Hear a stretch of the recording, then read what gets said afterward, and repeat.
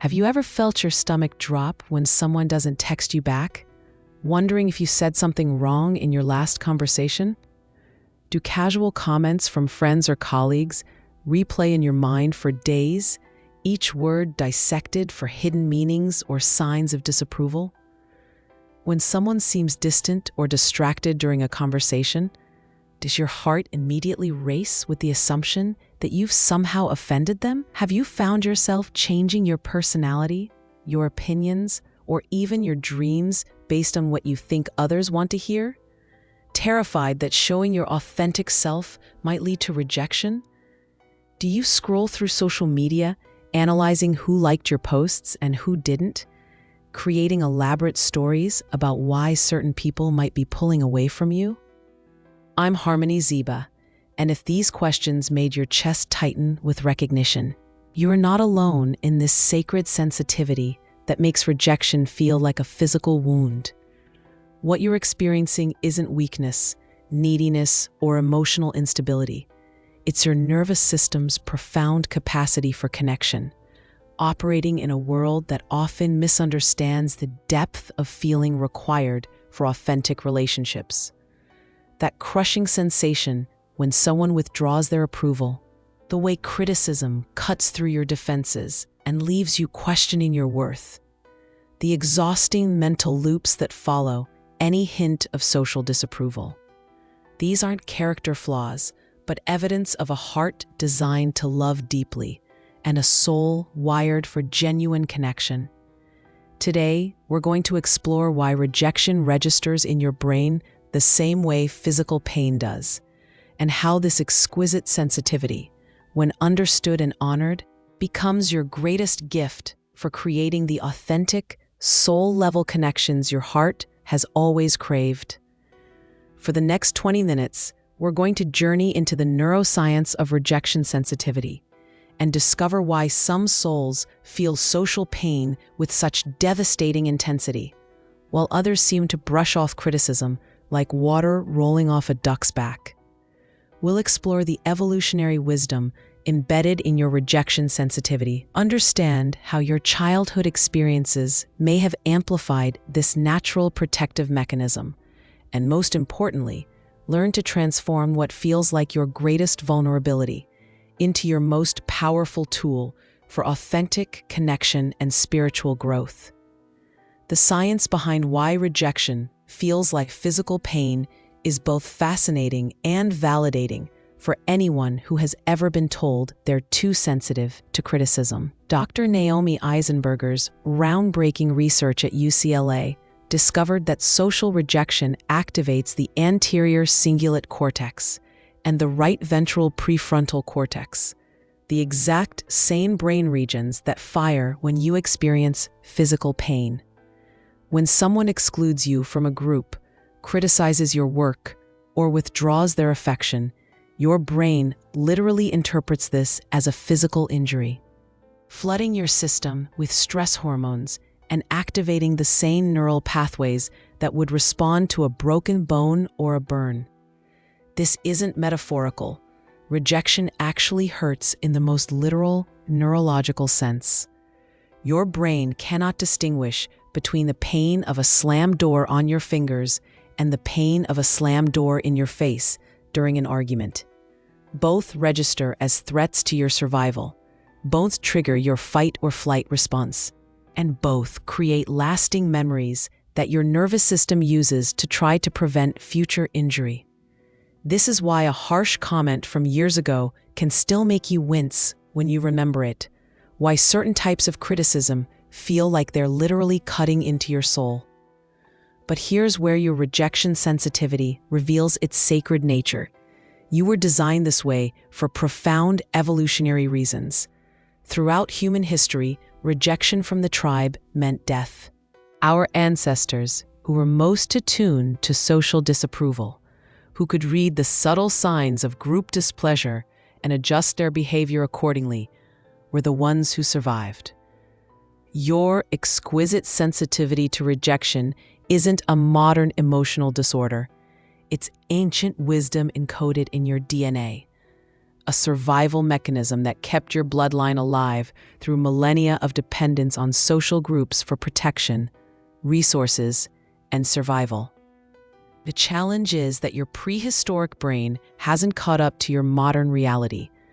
That same nervous system that once protected your ancestors from life-threatening tribal exile now interprets your boss's constructive feedback as a mortal threat, reads your friend's distracted energy as potential abandonment, and experiences your partner's need for space as evidence that love is disappearing. Your rejection sensitivity isn't malfunctioning. It's functioning exactly as designed, but in a world that no longer requires such intense social vigilance for literal survival. Understanding this evolutionary context begins to shift everything. When rejection hits you like a physical blow, you're not being dramatic or oversensitive. You're experiencing the activation of ancient neural pathways that once kept your ancestors alive. The problem isn't your sensitivity. It's that you've never been taught how to work with this powerful system rather than being overwhelmed by it. I know the specific ways rejection sensitivity manifests because I've lived this experience in every fiber of my being. You analyze every interaction for signs of disapproval, scanning facial expressions and voice tones like a detective searching for evidence that someone's feelings toward you have shifted. You apologize excessively, even for things that aren't your fault, because the discomfort of potential disapproval feels more threatening than the exhaustion of over-responsibility. You find yourself agreeing with opinions you don't actually hold, laughing at jokes that aren't funny to you, and hiding parts of your authentic self that might be too intense, too different, or too much for others to handle. You'd rather be liked for who you're pretending to be than risk being rejected for who you really are. Yet this strategy leaves you feeling lonely, even when surrounded by people who supposedly accept you. The social media age has intensified rejection sensitivity to unprecedented levels. Every notification becomes a potential source of validation or devastation. You find yourself checking how many people liked your posts, wondering why certain friends didn't respond to your messages, reading negative comments over and over until they're burned into your memory while somehow forgetting all the positive responses you received. You may experience what I call rejection hangovers, periods of emotional exhaustion that follow any perceived social slight. A casual comment that others would forget within minutes can leave you drained for days, replaying the interaction and creating elaborate scenarios about what it might mean for your relationship with that person. These hangovers aren't evidence of emotional instability. They're your sensitive nervous system processing social information with the same intensity. The transformation begins when you recognize that your rejection sensitivity contains profound wisdom about human connection and your own relational needs.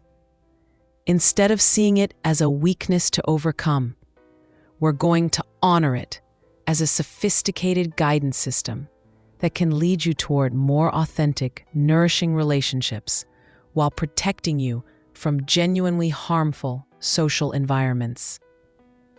Your sensitivity to rejection is actually telling you something crucial. You have an extraordinary capacity for deep connection, authentic intimacy, and genuine love. The same nervous system that makes casual criticism feel devastating also allows you to experience appreciation, affection, and acceptance with breathtaking intensity. You don't just like people, you cherish them. You don't just enjoy compliments, you're nourished by them at a cellular level. You don't just want to be included, you long to be truly seen, known, and valued for who you authentically are. This capacity for profound connection is exactly what our disconnected world needs more of. But it requires learning to distinguish between people who can appreciate your depth and those who are threatened by your intensity. Your rejection sensitivity isn't telling you to become less sensitive. It's telling you to become more selective about where you invest your precious emotional energy. The first step in transforming rejection sensitivity is what I call the sacred discernment practice. Instead of assuming that all rejection is about your inadequacy, begin to consider that some rejection is actually about incompatibility. When someone withdraws from your authentic self, your nervous system interprets this as evidence that you need to change, hide, or fix something about yourself. But often, their withdrawal is simply information about their capacity for depth, authenticity, or emotional intimacy. Not everyone is equipped to receive the level of genuine connection you offer. Some people are threatened by authenticity because it highlights their own disconnection from their true selves. Others simply operate at different frequencies of emotional depth and aren't capable of matching your intensity, not because they're bad people, but because they have different relational capacities and needs. Practice asking yourself, is this rejection about me needing to change something?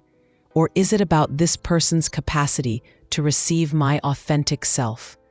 This single question can transform rejection from a verdict about your worth into valuable information about relational compatibility. You begin to see that not all rejection is a reflection of your inadequacy. Sometimes it's a reflection of someone else's limitations, or simply a mismatch in relational styles. The second transformative practice is what I call rejection reframing. When someone withdraws their approval or energy, instead of immediately assuming you've done something wrong, consider what your rejection sensitivity might be trying to protect you from. Perhaps this person isn't capable of the depth of connection you seek. Maybe they're in a season of life where they can't offer the emotional presence you need. Possibly, they're carrying their own wounds that prevent them from appreciating your authentic gifts. Your nervous system's alarm about potential rejection might actually be accurate social intelligence, warning you that this relationship isn't sustainable in its current form. Instead of changing yourself to fit their limitations, consider whether this is someone worth the emotional energy you've been investing. This doesn't mean becoming callous or dismissive, but it does mean honoring your need for relationships that can hold your authentic self without requiring you to constantly monitor and modify your natural expression. Create what I call a rejection recovery ritual for when criticism or social withdrawal hits your system particularly hard. This might involve spending time in nature to remind yourself of your inherent worth, calling a friend who truly sees and appreciates your authentic self, or engaging in creative expression that allows your soul to remember its own beauty regardless of others' opinions. The goal isn't to become immune to rejection. That would require shutting down the same sensitivity that allows you to experience deep connection and genuine intimacy. The goal is to develop the emotional resilience to receive rejection as information rather than devastation, to see it as feedback about compatibility rather than commentary on your fundamental worth. One of the most powerful shifts happens when you begin to see your rejection sensitivity as a gift that helps you identify your true tribe. The people who are meant to be in your life won't just tolerate your sensitivity, they'll treasure it. They won't just accept your need for authentic connection, they'll share it. They won't just understand your depth, they'll match it with their own emotional availability and presence. Your sensitivity to rejection serves as a filtering system, helping you distinguish between surface-level relationships that require you to perform and deep relationships that invite you to simply be. When someone appreciates your authentic self, your nervous system relaxes into a state of genuine safety and connection. When someone requires you to hide or modify your true nature, your rejection sensitivity sounds the alarm, alerting you that this relationship may not be sustainable for your emotional well-being. Start practicing what I call selective vulnerability. Instead of hiding your authentic self from everyone out of fear of rejection, begin sharing your real thoughts, feelings, and experiences with carefully chosen people who have demonstrated the capacity to receive your authenticity without judgment.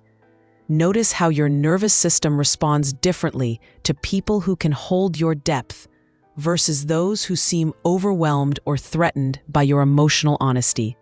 Develop what I call rejection perspective by remembering that the people whose opinions matter most are those who truly know and appreciate your authentic self. The criticism of someone who has never seen your real self carries far less weight than the appreciation of someone who knows your heart, understands your struggles, and still chooses to walk alongside you.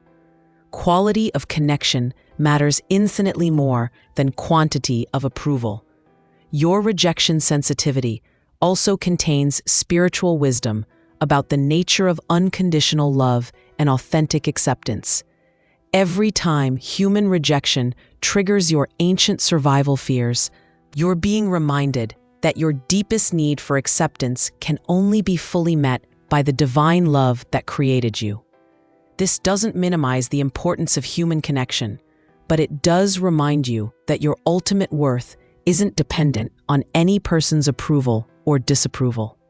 Practice connecting with the part of you that exists beyond human judgment, the eternal, beloved essence that remains unchanged regardless of who accepts or rejects your temporary human expression. When rejection hits your nervous system, take a moment to connect with this deeper identity. Place your hand over your heart and remember, I am loved by the force that created me.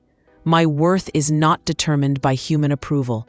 I am seeking my tribe, not universal acceptance.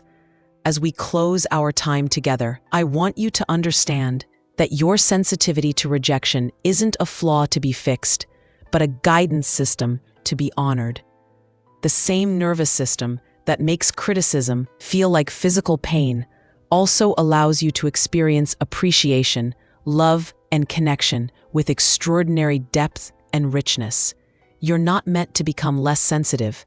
You're meant to become more discerning about where you invest your precious emotional energy. The world needs people who care deeply about authentic connection, who can sense when relationships are nourishing versus draining, who insist on genuine intimacy rather than settling for superficial interaction.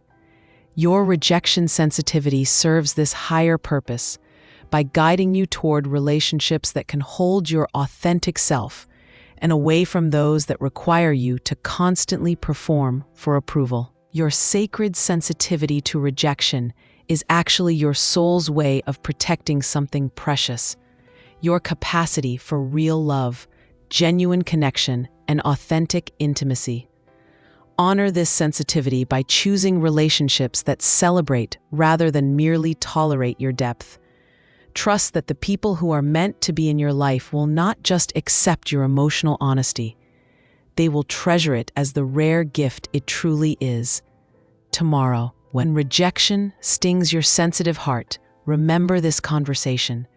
Remember that your pain is real, your sensitivity is sacred, and your need for authentic connection is exactly what this disconnected world needs more of. You're not too much for the right people, and the right people are actively looking for the depth and authenticity that only a sensitive soul like yours can provide. Thank you for joining me in this recognition of your sacred sensitivity to rejection. Subscribe for more conversations about transforming emotional pain into spiritual wisdom. And share this with another sensitive soul who needs to remember that their depth is not a flaw, but a gift. Remember, your rejection sensitivity isn't evidence of dysfunction. It's evidence that you're built for authentic connection in a world that has forgotten how to truly see and value each other. Trust the wisdom of your sensitive heart and let it guide you toward the relationships that will nourish your soul